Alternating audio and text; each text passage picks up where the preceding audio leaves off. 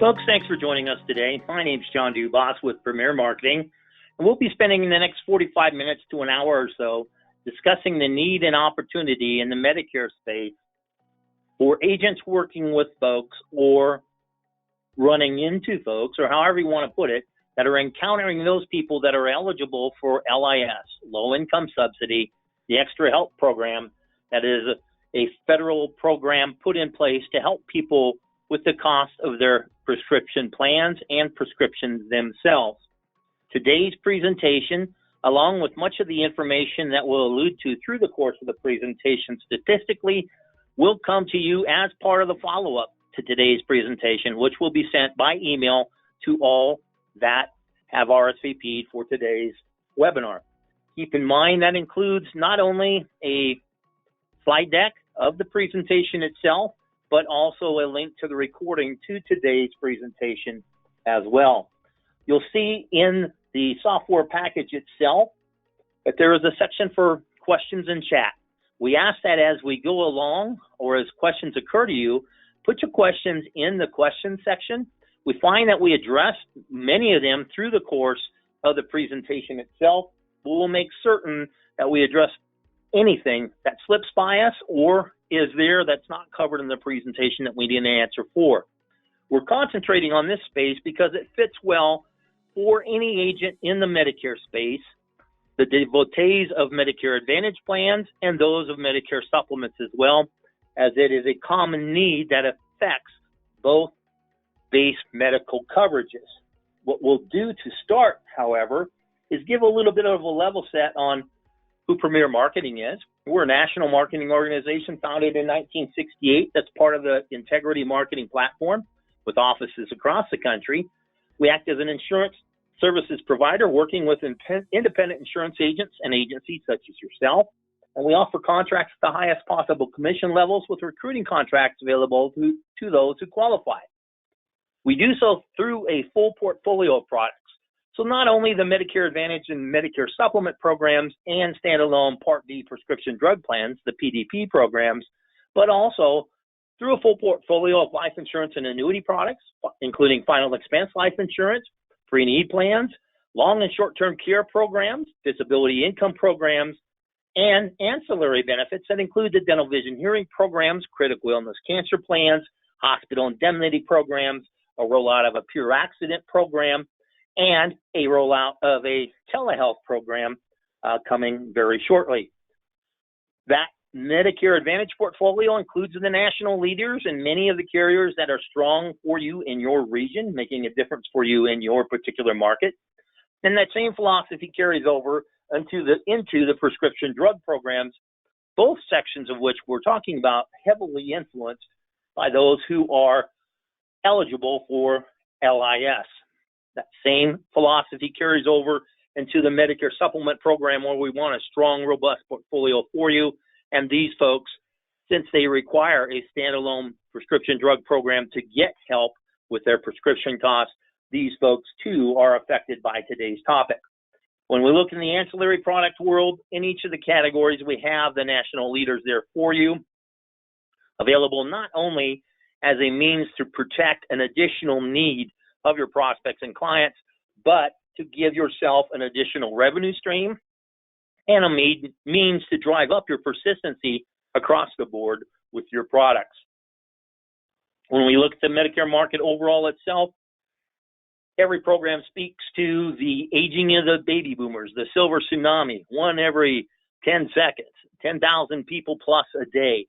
But if we look at it based just on age, we're missing part of the true picture, because there are a number of folks that have access to Medicare upon age 65 who are not taking advantage of the program in its entirety when they first turn 65, waiting and postponing that engagement until later. But we also have about a sixth to seventh of the population that are under the age of 65 and eligible for many of the programs that we offer across the board, but also are particularly influenced by the need for help with their prescription costs.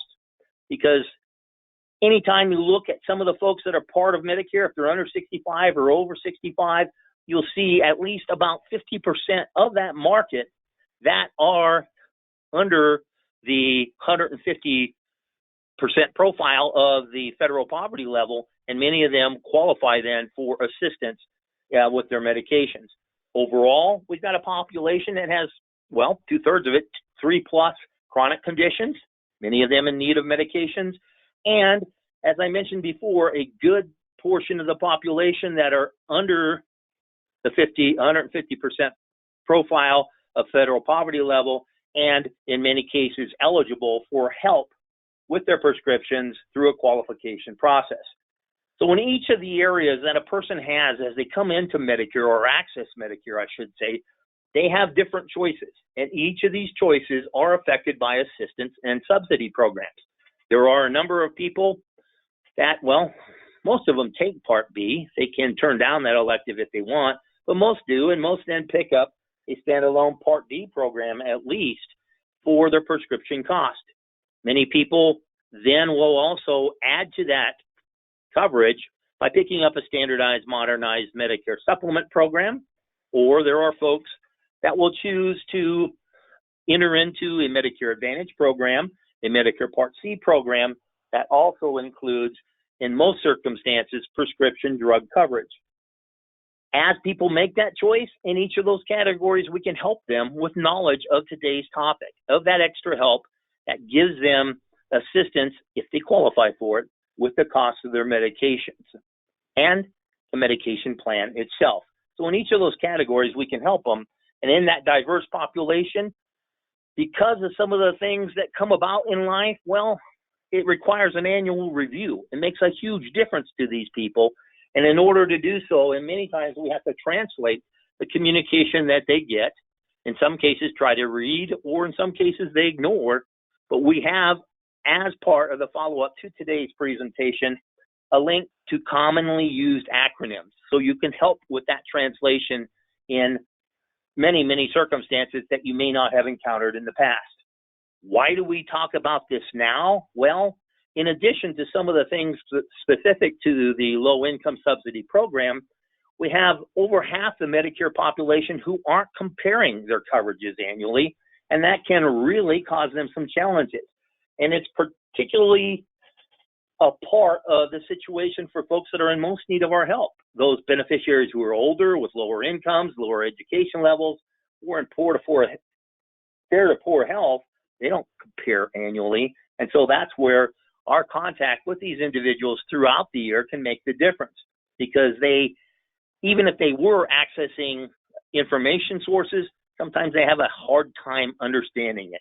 And that's not uncommon with the population overall. And many of them, as I mentioned, well, they'll qualify it based on income. Sometimes we have to look carefully at the assets test.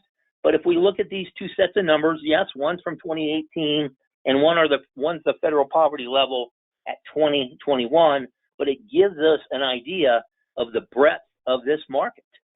Over 50% of it, or around 50% of it, may qualify for that extra help, that low-income subsidy.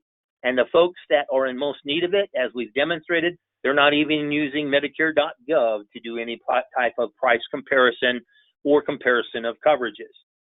Government's doing all they can to get the word out. There's neat pieces on YouTube on ways to save money, and different organizations, the private organizations and carriers as well, are trying to get that message out to the population. But what we're seeing is many people don't take advantage of those assets that are out there available for them to help with their understanding, or don't understand it even there. We even have systems within our Medicare Center that can help you with this. The screens that are available in one of the quote engines that goes into the folks for their availability of these programs through the comparison against the federal poverty level. So this tool can be very helpful for you as well when you speak to someone and they need additional information and you want to tie them to yourself as well. It's also something that we speak about because even though it's not part of the standard programs that we're seeing now, right now we're in the OEP program, but it is part and parcel and very commonly referred to in the standard SEPs we see each and every year for folks within the Medicare programs. With OEP, you can only really speak about MA programs, even, with the switches back and forth as to whether or not they want to try a different MA program, different MAPD program, or go back to standard and original Medicare and pick up a Medicare supplement and prescription drug program, or just a drug program. So it affects folks, but this isn't one of the things that we see very commonly used, because we can't really publicize it unless you're already speaking to a person and are referring to some of the standardized SEPs. But you look in this program or in this listing, out of 20 of the standard SEPs that we see year over year, a good portion of them deal with assistance programs or are based on income and assets. So it can make a big difference. And then, of course, you have additional SEPs that are varying from year to year that include the weather SEP programs. We have that info for you as well. And it's also important for us to realize that in each of these categories, the folks that we speak to in discussion about drug assistance, we're talking about folks at 150% of federal poverty level and below, about half of the Medicare population. Many of these folks are much more adept at being technical, being able to pivot to virtual presentations. Many of the folks that are at the lower end of the scale may not have access to some of the same electronic devices or services that we see, but speaking to folks that qualify for extra help, many of them are well versed in the virtual world, prompted by all kinds of services they need to access in the world today through virtual means, and they are becoming much more adept at that. And so this is not only a segment of the Medicare population that is eligible for a get-out-of-jail-free card, so to speak, but they're also a portion that can access that information electronically. So as agents that have gone to a pure electronic status, or those that are adept at using it, well, you've got a larger market to be able to access. And keep in mind, in each of your households, if you got business in a household, or if you're looking to get business in a household, if you have more than one product in there, it drives up your persistency, and it doesn't even have to be all with the same carrier. It just has to be with the same agent, you. So it's a way for us to also tie our current book of business to us much more carefully. So when we speak of the LIS need and opportunity in Medicare itself, it helps to have a level set as to what the Part D benefits are at all. And when we look at some of the changes that came about with 2021, we saw a 10% increase in the deductible of the base plans. We saw an increase of that initial coverage limit to $41.30, which is a $110 increase from last year, a higher out-of-pocket threshold. We see a number of these folks that have a total covered Part D spending that is out-of-pocket threshold for those not eligible for coverage gap discounts. That's an increase as well. So these folks can really use our help, because that estimated total covered Part D spending for out-of-pocket has also gone up. And if we're able to eliminate or limit that financial exposure through programs like the program we talk about today, it can make a huge difference. It's also important to note that we will see that the cost sharing under the catastrophic coverage comes as a standardization of either a copay or a percentage of the cost of those medications. But the copays give us an idea that these folks are in that catastrophic section, or they may be already on a low-income subsidy program.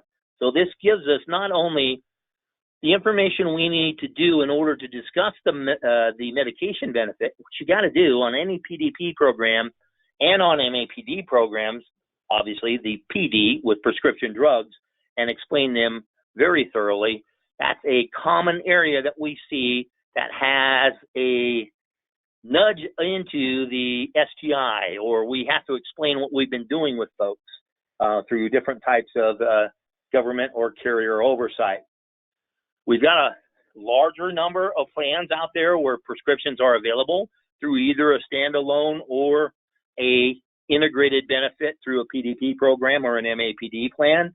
We see also that even with the standardized programs, we're seeing an increase in the number of availability and a bump up from the near recent history. And we also see that the monthly average premium for these are projected, or they have increased to a little higher limit. And that means the annual review is paramount because there are increases on the beneficiaries' budgets, and we have a means to limit that for those who qualify. And frankly, these plans, they change year over year. The PDP world, we saw a carrier come out with a very cost-effective, shall we put it that way, standardized plan just to take care of those folks that are either in an LIS situation, full subsidy, hopefully, or for folks that are looking at it as a placeholder. So we see these number of programs that can vary year over year, and it does so even for those folks that have a need for this and already have drug coverage but aren't aware or aren't enrolled in it. And you'll see that in standalone plan drug or standalone prescription drug coverage, those enrollees, 8 and 10, will see an increase in their premiums if they don't have this assistance in place. So what we're seeing is 13.4 million people who have a standalone Part D program that are eligible for LIS but not enrolled in it.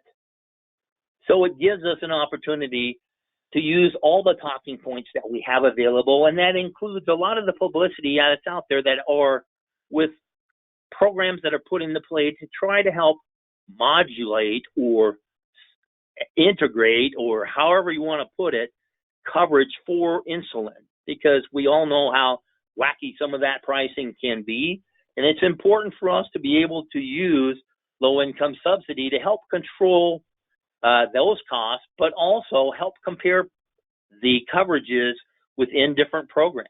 There are MAPD programs that don't participate in the drug subsidy assistance program for the insulin that's out there, but some of their own coverages may give them better coverage overall simply because they have a different plan tier designed specifically for that need. So that's something for us to have in the system so we can compare, well, apples to oranges, but do so in a fashion that we are explaining how that coverage comes about. We also have an opportunity then to help drive down that cost no matter where we are in the country.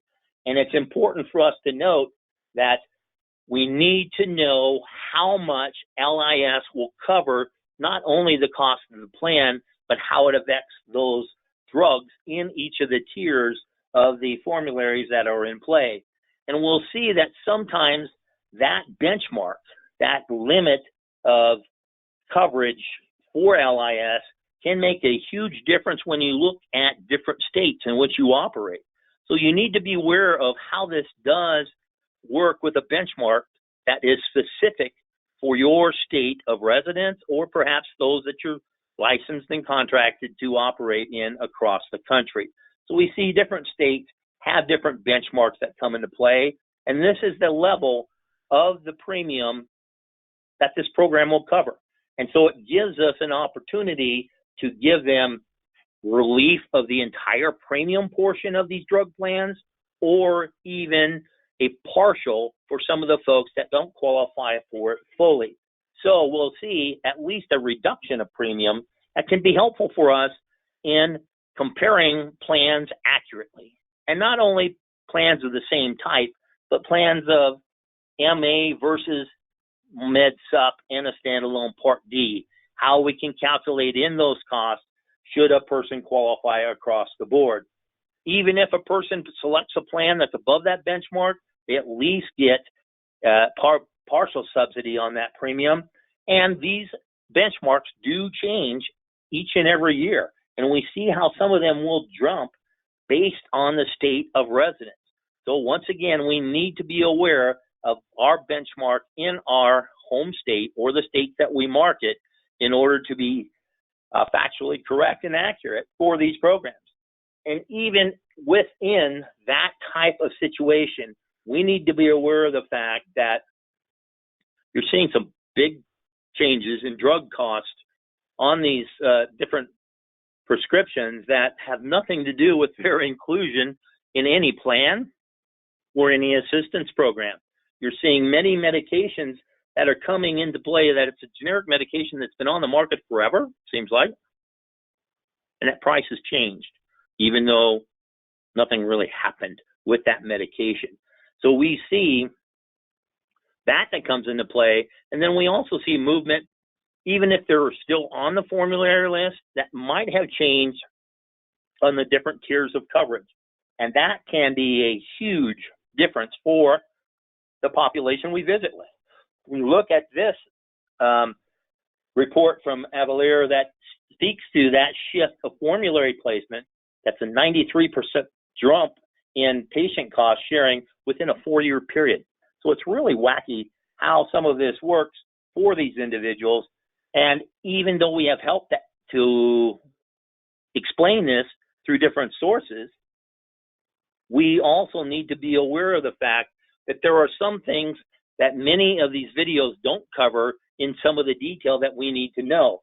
We need to make certain that regardless of whether or not somebody qualifies for a full or partial subsidy based on this program, that it doesn't affect plan benefits that are stated in the contract itself, except for, as it's noted above, any type of premium that may be associated with that plan cost, or eliminating the deductibles or making them lower, much as what it does with the premiums, and how it changes those co-payments for the individual in those plans. So you can have a benefit stated in the plan itself if they qualify for low income subsidy, and that makes that drug less expensive. It overrides the plan benefit itself. It does not change the plan formulary itself and any of the other aspects that come into the coverage itself. It can, however, really increase your prospect pool in kind of an intermediary spot between the folks that are fully subsidized and maybe eligible for a dual special needs program, or actually for those that can make a difference as to whether or not they can afford a Medicare supplement and a PDP plan comfortably in their budget and make that a much more attractive means of covering their needs. So you keep in mind, in order for someone to be eligible for LIS, they've got to have Medicare Part A and or Part B. They've got to live within the United States, the 50 states or District of Columbia, and they have to pass both a financial needs and assets test. And for those that are deemed eligible because of other programs they qualify for, well, specifically QMB, SLMB, and QI1 in the Medicare assistance programs, including full Medicaid with SSI, these groups don't have to apply for LIS because it comes as part of that program. But the folks that aren't in one of those programs, even though they qualify for it, this is actually a quicker way of getting them some relief within their budget as they are applying for additional assistance elsewhere. What has changed recently in these programs within the last couple of years, this used to be a month-by-month special election period. As of the 1st of January of 2019, that changed to a quarterly benefit in the first 3 quarters.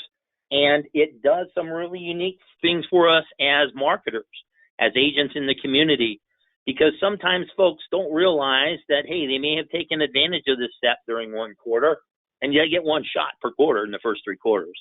So if you are getting them some of this assistance to move because they either have or you're helping them qualify for this assistance, well, you got to come into play. Got one shot in the first 3 months, another in the second 3, another in the third 3. At 4th month, it's just the annual election period that can make a difference. And that's huge when it comes to changes in the SEP for this.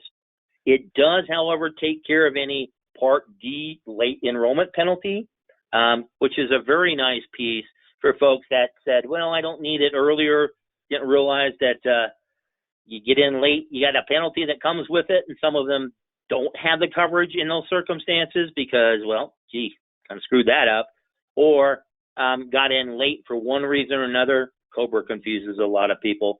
This helps eliminate that type of penalty. So, once again, doesn't affect the plan's formulary, any step therapy, or quantity limits that may be part of their current program.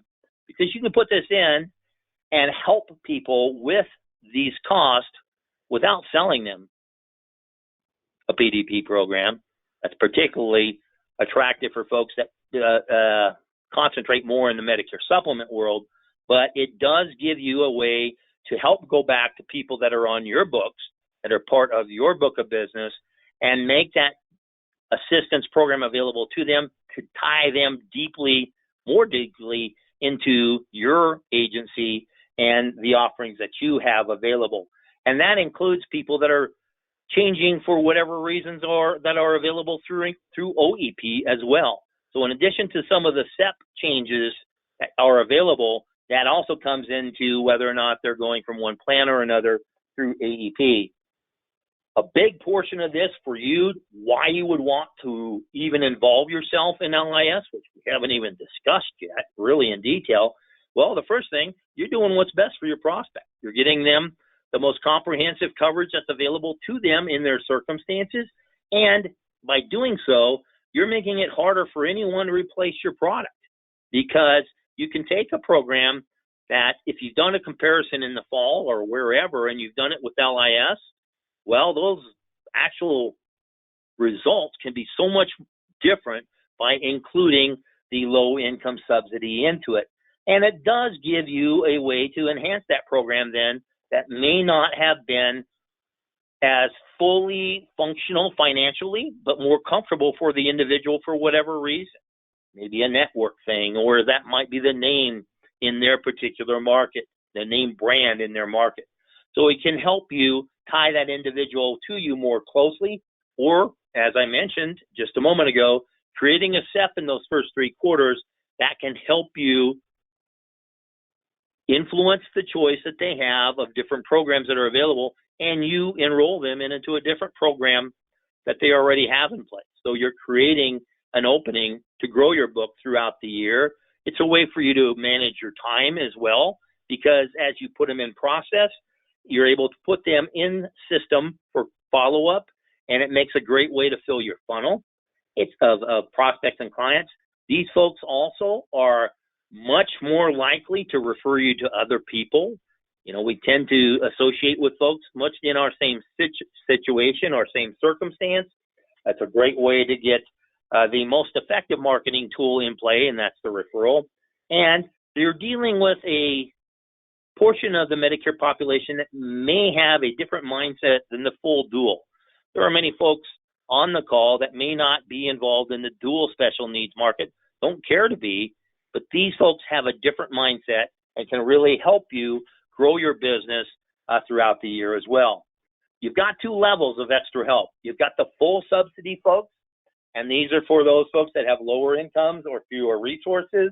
And then you have the partial help, a partial subsidy for those with slightly higher income and resources.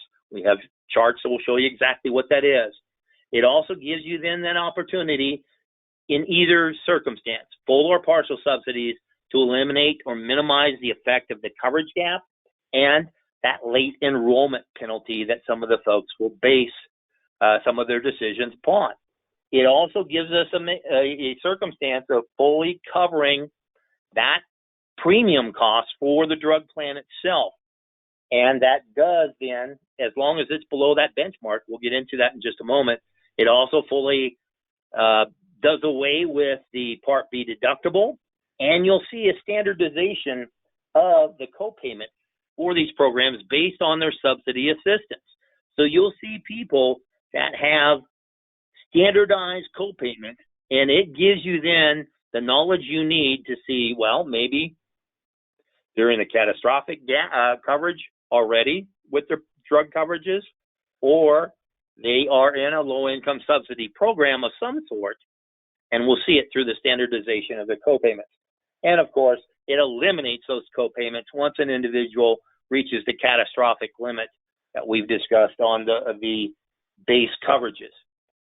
Even those folks that are in partial extra help, well, it can eliminate the premium or cut it substantially based on where they fall. It also, boy, I apologize for that. It also eliminates up to or a portion of the deductible of the standard base program and create a maximum coinsurance for plan covered drugs and give those standardized co-payments once again when someone reaches the catastrophic limit or level of assistance as laid out here on the program that's listed, depending upon where they fall on the federal poverty level. This gives us that information as to what things cost, basically. And it gives us that assistance level, and this is information taken from the National Council on Aging. You're going to get this information through a link as part of the follow-up, so I understand the print is really small. Sometimes it's hard to read, but it gives you those financial parameters that you need in order to operate effectively in the lower 48 states and the District of Columbia in either a full or a partial situation, but also those limits for the non-continental United States, Alaska, and Hawaii. I know there aren't a lot of agents active in Alaska. Every now and then you'll run across them. Hawaii, particularly if you're a mainlander, that's harder to do business out there, even in a call shop. But it gives you then that way of making certain that you know what those limits are. So it goes through it side by side, how it affects the monthly premium and the annual deductible. It gives us those asset tests. It gives us also those income tests as well, so you'll know with, well, whatever probabilities out there that a person may qualify for this help. Keep in mind, the government doesn't require any documentation to go in with the application, but you can help in different circumstances, either online through SSA.gov or through benefitscheckup.org to help get this process underway. Many of the carriers have their own systems to help with these qualifications as well, and you can do it online or by paper. I got to tell you, the paper world is, well, that's one way to save some trees because everything's faster online. Everything's a little easier to process because they don't have to deal with our handwriting or the handwriting of our beneficiaries. And the determination of qualifying for extra help is much more quickly obtained than for Medicare savings plans. That's why in many circumstances, if you visit with an individual and they're still under, let's say, 135% of federal poverty level and would qualify for one level of MSP help, this is a great first step. It helps them with many cases of the expenses they require on greater frequency or much more quickly than would be covered under an MSP program. So it gives them a great head start. And as I mentioned, you have the different programs available from the carriers or the feds. You also have the different state assistance programs that can help here as well. Why you would want to do it online? Well, we already talked about that it's easier and faster. There are no verifying documents that are needed. The Social Security Administration will use federal records to verify answers on the application. If it's a paper form, well, they'll follow up by phone with the applicant. That's why we want to make this as quick and neat as possible. And that online application, well, it's like the applications we take on any of our insurance products. It can't be submitted until it's complete. So it's going to push it through the system more quickly because there aren't holes in what the government's asking for. It's available in multiple languages on Social Security's site. So those of us who are multilingual, I say that in a little bit of jest, I'm not really multilingual, but they're available in the mother tongue of 15 different languages. And those folks that are coming into LIS coverage, well, keep in mind, if they're already covered under a different assistance program, it may already be in place, and this will tell you pretty quickly. But it's also important to note that as we help people with LIS, they're going to then be put into the qualification for the Medicare savings programs and help them qualify for that as well. These are what the applications look like physically.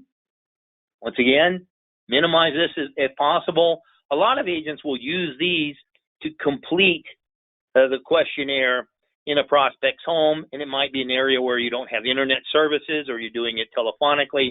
A great way to make certain that you're asking all the questions you need to complete the online application for them through Social Security's website. Keep in mind, that is compliant. You can act as their advocate on that system and do so within regulations. They'll get an award letter that will tell them if they qualify or not, and that's a sample of the letter itself. You also then have to make certain that you're utilizing all the resources that are available for you. Make certain that they're there to for your reference, and these are the governmental references here on this site. This is much more of the pieces that are available through the National Council on Aging, but there are other tools that can come into play that can help you help these people. And sometimes it's taking it a step beyond low-income subsidy. You'll see that more on the lower end of the income and assets or income scale, that many people that are approaching perhaps a marketing effort for the higher end of this qualification. These are some things they may not come across as frequently, but for those that are immersing themselves in a population that really needs additional assistance, these can be very helpful for you. It's also an area where you can see a ton of different assistance programs that are out there. We have information on a ton of these programs, even presentations on many of these programs for group presentations, be they live or virtual as well. So some things out there that can really help you regardless of that. And there are a number of reasons why you'd like to, or why we would like you to do that through us. But rolling back for just a moment, what is this doing for you as an agent in the Medicare market? And particularly for the folks that aren't really pursuing the 100% of federal poverty and below, the folks that may be a population that has become a little bit jaundiced about some of the other help that's out there. They believe that they're entitled to it, a little harder to speak with. But in many circumstances, folks that don't have some of the disposable income in there for us to cross-sell other products. Or even as basically out of need, how does this influence a choice between Medicare Advantage and Medicare Supplement plans? Because it can make a difference. For those folks that are primarily Medicare Supplement marketers, this really can drive down the overall cost of a Med Sup in combination with that drug plan. And by doing this program, it doesn't really mean you've got to do, which is a common refrain within Med Sup producers, you don't have to do those annual certifications for the drug plans if you choose to continue to operate as you have by driving them to Medicare.gov for an enrollment. But by putting this extra help in place, it can drive down that overall cost and can make it much more financially reasonable for a person to go that route as opposed to MA programs. Also, on the other side, it gives us then the opportunity to look at an MA program, lay on the low-income subsidy assistance, and it gives you a marketing advantage for the other folks that are not doing that. You demonstrate by offering those programs that the annual certifications don't make as big of an influence on your plan choices, but it does then change how those plans will compete with each other, be they an MAPD program or a PDP program, and having this come into play and knowing how it overlays, I should say, the other programs and changes that coverage to make one plan look differently in that comparison that you do, that analyzing the different programs in that market, it can really change what may well be the best choice for the people we're serving, be they our prospects or our clients.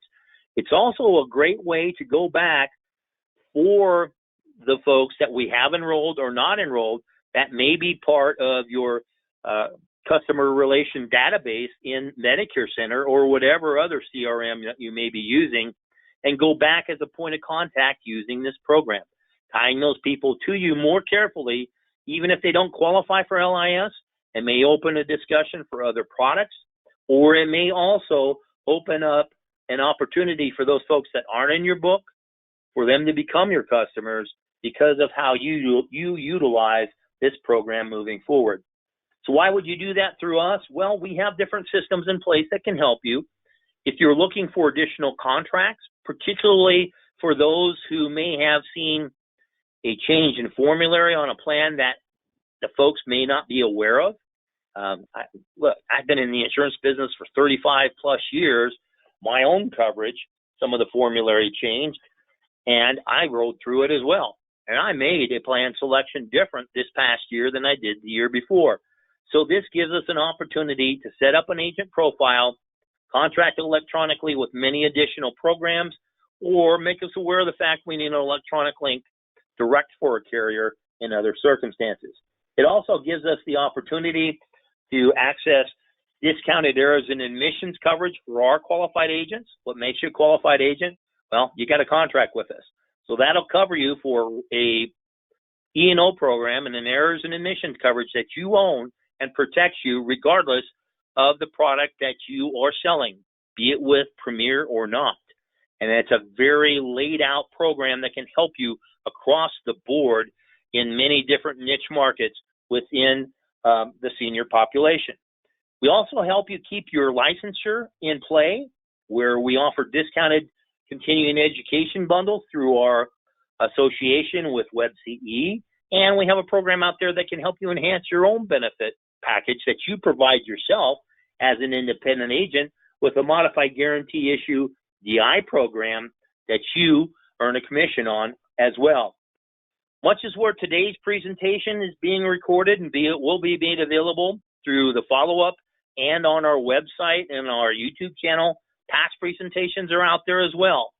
Different topics of different nature, be they a carrier product, the carrier itself, different marketing programs that we have out there. They're available for you 24/7 through our library on premiersmi.com and on our YouTube channel. And you'll see that the electronic tool access that we provide without cost to our contracted agents through Medicare Center, well, it includes that CRM that I was speaking to. It enables you to log in with a singular login for 3 different quoting engines that include those powered by Connecture and Sunfire, and CSG as well. And that has a great cross-selling piece on it that will be coming to you, a 15-minute tutorial on that as part of the follow-up as well. When you look at the different programs that are out there and you're trying to determine what you can offer that can benefit all parties involved, sometimes that means being aware of the different incentive programs put out there by the carriers themselves and how those integrate into our incentive programs here at Premier. So we have a singular spot that you can go in and look at all of them on our website. And if the situation continues as it has in the world today in the new normal, you'll see that many of these may morph into cash dollars versus a trip. That's what happened with our program this past year, and that is available through the sale of Medicare supplement programs that would be affected by our topic today. The PDP programs and the MAPD programs, the max commission on those are actually set by the government, and most carriers go to that max with their reimbursement, and they don't qualify for additional incentives. We do have different ways of getting you in front of the population that's affected by these programs. The contact list for cold calling for Medicare supplements, which you can do for all programs but one. You can't cold call for MAPD or PDP programs, contrary to some of the phone calls you may be getting from call shops located outside the United States or whatever. We do also have the different programs that can help you visit with the centers of influence in your community, be they through retail marketing programs that you may or may not have participated with the pharmacies in the area, but also topics that can help you be of value to faith-based organizations and the providers that are delivering the care of the different programs that we have. And these are programs that you can use live or virtually. Well, virtually can be live too, but this topic of carrier-generated prospects can make a big difference as well, because if you have a relationship with a particular MAPD carrier, they may have leads for you year-round too, and there are some innovative marketing programs in the mid-sup world that can make a difference for you. We do offer internet leads and direct mail support. That direct mail support is production-based, but it can really drive down the cost of a consistent mail program. And that's the thing with direct mail. It needs to be consistent. It's like your exercise program. If you do it just once a week, well, you feel the pain, you may not see the results. If you do it more consistently, that's where you see the true benefit. And this can help you with vetted, preferred lead vendors that we have in play. And there are two programs available for you. Those folks that are qualifying through MAPD and ancillary products, and those that are working through final expense. You can qualify twice a month if you're offering both programs and qualifying under both systems. We vet these programs because we want to make certain that the communication that's going out is compliant and helps protect you in those circumstances. We also have programs out there that rather than directing a campaign on your own, you're purchasing just responses. Those are not as hot as a program that you direct yourself, simply because you're notified as they come in. These you're purchasing leads that come about from different lead vendors based on mail campaigns, and we have two of them that come into play. This particular program never distributed direct mail A leads. These costs and of these programs vary according to inventory. So you can see these in many circumstances come to you on a very economical basis, and they're still a valid, never been touched lead. So some things that can come into play that can help you plan your marketing expenditures and do so perhaps in a situation where, boy, I'm going to throw extras of these on because I need more leads at this particular point in time. And you can do that same thing through our Facebook lead programs for final expense and Medicare as well. Those are generally easier to approach by offering them to Medicare Supplements. So that's the way many of those will come into play off of Facebook. We say and do all this simply because we want your business. We want an opportunity to work with you, and knowing about these different assistance programs that may affect the full gambit of the Medicare opportunity, they can make the difference as to whether or not you've got a lead pool of one size versus a much larger lead pool because they qualify for this help. And we want to help you understand that difference and how it can come into play and make a huge change in what you can expect in your immediate future and that of your agency. So watch for some of the follow-up that we send to you, particularly if you're determined to make certain that you're aware of how this affects your personal marketing plan you've got in play now. We want to make certain that we're enhancing that, and in order to do so, it's the old John Wayne and the Cowboys movie, we're burning daylight. Let's make certain that we don't procrastinate, we put this into play, and it can change some of the parameters we have in some of our lead campaigns that we have out there now. So all that said, watch for the follow-up that will come to you by email, and you can get in touch with us by responding to that outreach. You can call 1-800-365-8208 and speak with the marketer that you've been working with within Premier Marketing. If you're new to our organization, we'll get you set up with one and they'll get you taken care of. But you can also go to our website at premiersmi.com and access information that way and reach out for, hey, I want some help. And they will get that for you as well. All that said and done, let's check and see if we've got all the questions that may have come up through the course of the presentation. 3 of them. And yes, we've answered each of those, so we've done our job for that degree as well. Obviously, once the presentation's done and you cogitate upon it a wee bit, You may have questions that pop to mind. That's why we have everyone set up with someone that can help them with those questions as they occur. We realize that your most valuable asset also is your time. We appreciate the investment of that with us here today. For those of you that have worked with us in the past, we thank you for that association. We thank you for that business. For those of you that may be entering into the world of Premier Marketing, we look forward to that conversation as well. So until that time, we wish you good selling. Thanks so very much, and we'll talk to you very soon.